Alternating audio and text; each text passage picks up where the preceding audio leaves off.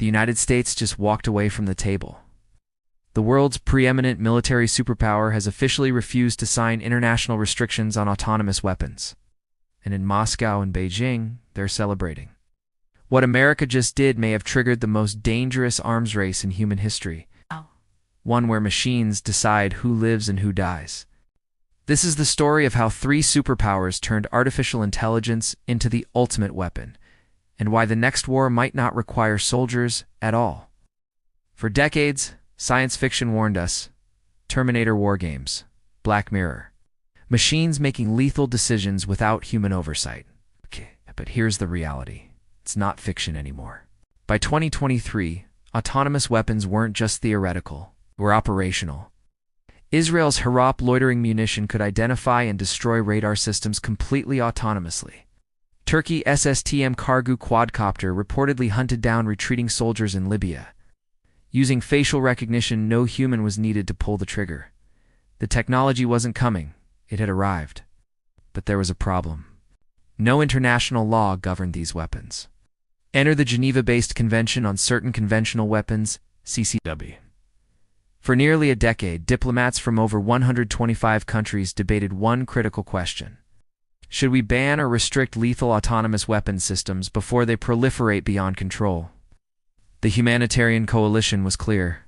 Organizations like Human Rights Watch, the International Committee of the Red Cross, and thousands of AI researchers, including the founders of Google DeP, minded legally binding restrictions. Their argument was simple and terrifying. When machines decide to kill without meaningful human control, warfare becomes fundamentally ungovernable. Accountability vanishes. War crimes become algorithmic, and the threshold for conflict drops to zero because there is no political cost to deploying robots instead of sons and daughters. 32 countries supported a full ban. Nations like Austria, Brazil, Chile argued that autonomous weapons violated human dignity and international humanitarian law. But three countries stood in the way: the United States, Russia, and China. Each had spent billions developing AI-powered weapons. Each believed autonomous systems were the future of warfare, and each refused to surrender their strategic advantage. For years, they stalled negotiations, proposed weak voluntary frameworks, and blocked binding treaties.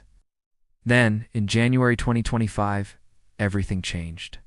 At a closed-door meeting in Geneva, the United States delivered a bombshell. America would not accept any legally binding restrictions on autonomous weapons development or deployment. The official statement was diplomatic, but the real message was clear. We're not stopping, and we're not waiting for permission. Within 72 hours, Russia and China issued nearly identical statements. Both praised national sovereignty and military technology. Both rejected international oversight. Both accelerated their own programs. The arms race was official, and it was already too late to stop it. To understand why, we have to look at the logic inside the Pentagon. American military strategists faced a brutal dilemma. China's People's Liberation Army (PLA) had been investing massively in AI warfare. Their 2017 national strategy explicitly prioritized AI as a strategic technology for military dominance. By 2024, China had deployed AI-enabled reconnaissance drones across the South China Sea. Autonomous underwater vehicles monitoring U.S. carrier groups. And swarm drone technology capable of overwhelming traditional air defenses with sheer numbers. Russia wasn't far behind. Moscow had unveiled the Ura-9 unmanned ground combat vehicle, deployed AI targeting systems in Syria, and integrated machine learning into its S-400 missile defense networks. Russian military doctrine increasingly emphasized unmanned systems as force multipliers, ways to project power without risking Russian lives. The Pentagon's assessment was stark. If the U.S. accepted binding restrictions while adversaries continued development, America would surrender its military edge within a decade. Defense Secretary briefings painted the scenario in vivid terms. Imagine a conflict in the Taiwan Strait. China deploys thousands of autonomous naval drones, cheap, expendable, and AI-guided. They swarm U.S. carrier strike groups. American forces, constrained by international law requiring human oversight for every single engagement, hesitate. The autonomous swarm does not. In the critical first hours of combat, hesitation equals defeat. The decision wasn't about ethics. It was about survival in a multipolar world where adversaries don't play by Western rules. So, America chose the race over the rulebook. But there was a problem the Pentagon didn't advertise. Once you unleash this technology, you can't control who gets it next. Within 24 hours of the U.S. announcement, the Kremlin issued a statement. Russia's foreign ministry called the U.S. position realistic and pragmatic. Translation: Thank you for giving us permission to do what we were going to do anyway, Russian state media celebrated. Defense analysts on RT proclaimed a new era of technological sovereignty. Behind the scenes, the Russian Ministry of Defense accelerated contracts for autonomous combat systems. Budget allocations for AI research jumped 40% in the following quarterly review. Beijing's response was even more revealing. The Chinese Ministry of Foreign Affairs issued a formal statement expressing concerns about autonomous weapons, then immediately praised the principle of national prerogative in defense technology. It was diplomatic theater. China's real position was visible in their actions. Within weeks, the PLA Strategic Support Force expanded recruitment for AI specialists. The state-owned defense conglomerate Norinco announced new autonomous vehicle programs. Chinese military journals published articles explicitly discussing intelligentized warfare conflict conducted by machines. At machine speed beyond human comprehension, the message to the international community was unified. The Big Three would not be constrained. Small nations panicked. Countries without advanced AI programs suddenly faced an existential question. How do you defend yourself against autonomous weapons when you and build them and and ban them? The answer, increasingly, was to pick a side. Align with a superpower patron, accept dependency, surrender strategic autonomy. The multipolar world was hardening into blocks again, not based on ideology but on algorithms. Here's where it gets truly dangerous. When the US, Russia, and China refused restrictions, they didn't just greenlight their own programs. They opened the floodgates for everyone else. Within 72 hours, defense contractors across the globe began aggressive marketing campaigns. Turkish, Israeli, South Korean, and Indian firms showcased autonomous systems at weapons expos. The sales pitch was simple. Your adversaries are getting this technology. Can you afford not to? The economics were irresistible. Autonomous weapons are cheaper than manned systems. No pilot training, no veteran healthcare costs, no politically sensitive casualties. For developing nations, they offered a shortcut to military relevance. But here is the nightmare scenario military ethicists warned about. Proliferation without regulation means these weapons end up everywhere. Not just in disciplined militaries with strict rules of engagement, but everywhere. Authoritarian regimes could deploy them for internal repression. Non-state actors could acquire or hack them. Criminal organizations could weaponize commercial drones with AI targeting. Terrorist groups could deploy autonomous attacks that don't require suicide bombers, just programmers. The technology doesn't care about intent. Facial recognition algorithm that hunts enemy combatants works exactly the same when pointed at protesters, journalists, or ethnic minorities. And once the code is out there, it's impossible to recall. It didn't take long for the predictions to materialize. 2 weeks after the U.S. announcement, an autonomous drone strike in a Middle Eastern conflict zone killed 14 civilians. The investigating government claimed a malfunction. Independent analysts suspected the AI's target discrimination algorithm failed. Mistaking a wedding convoy for a militant caravan based on vehicle patterns and heat signatures, no one was held accountable. Because who do you blame? The manufacturer? The military that deployed it? The algorithm's designers? The training data? International law has no answer. The Geneva Conventions assume human decision-makers. Autonomous weapons break that assumption.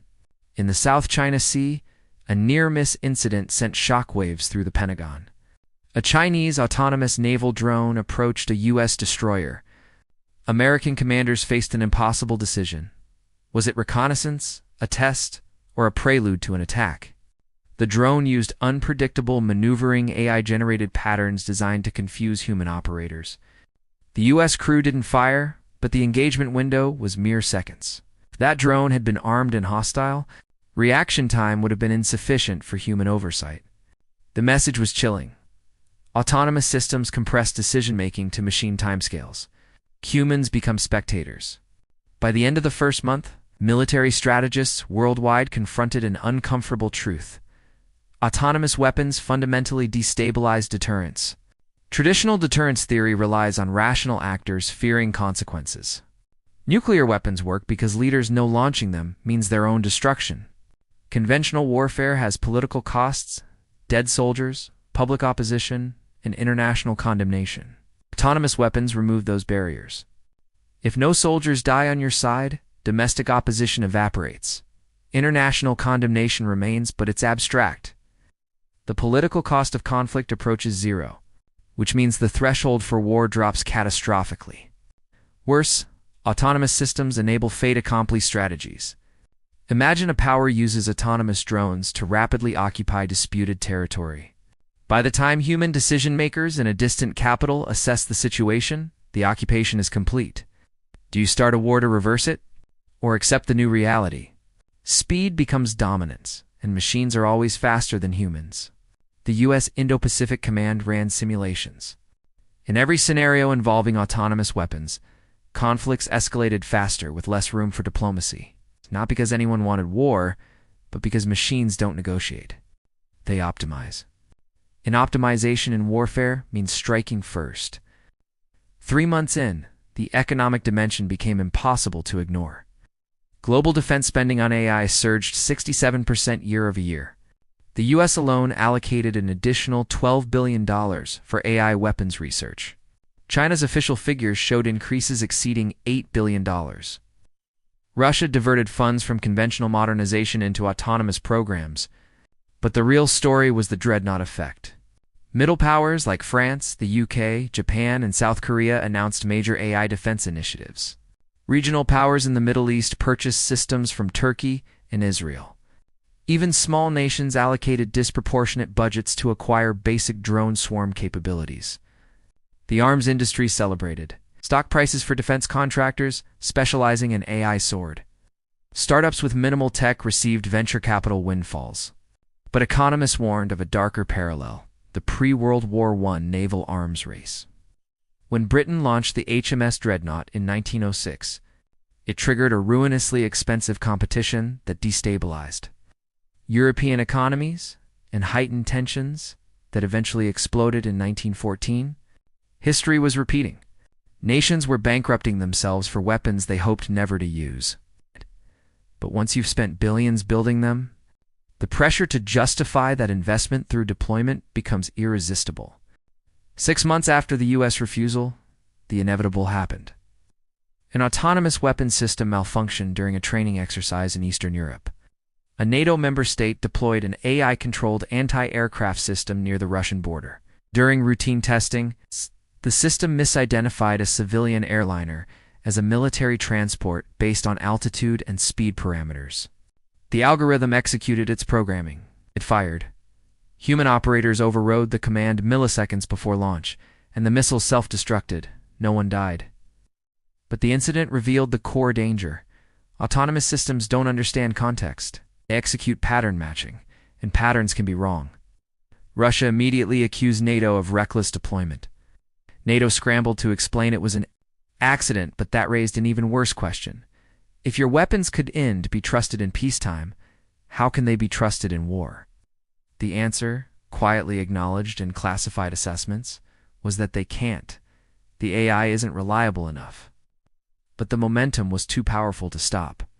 Every nation was trapped in a prisoner's dilemma: stop developing and risk falling behind. Continue and risk a catastrophe. Regional powers escalated rapidly. 9 months into the new era, the first predominantly autonomous conflict erupted.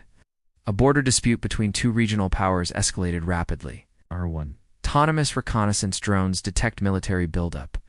Hour 3. AI analysis flags the buildup as imminent attack preparation.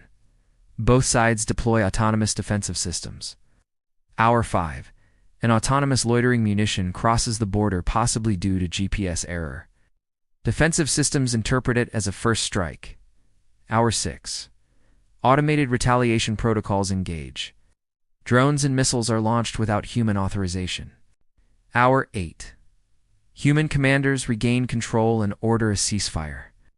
The conflict lasted less than a day, but the toll was heavy: 43 soldiers and 26 civilians dead. Post-conflict analysis revealed that neither nation's leadership intended to initiate hostilities. Their autonomous systems, designed for rapid response, created a cascading escalation that neither side controlled. It was a preview of what happens when you delegate warfare to algorithms optimized for speed over judgment. Today, the world stands at a crossroads. Over 60 nations now possess some form of lethal autonomous weapons capability. The technology continues advancing exponentially. International efforts to regulate these systems remain stalled. The CCW talks continue, but without the Big Three, any agreement is toothless. The United Nations General Assembly passed non-binding resolutions calling for restrictions.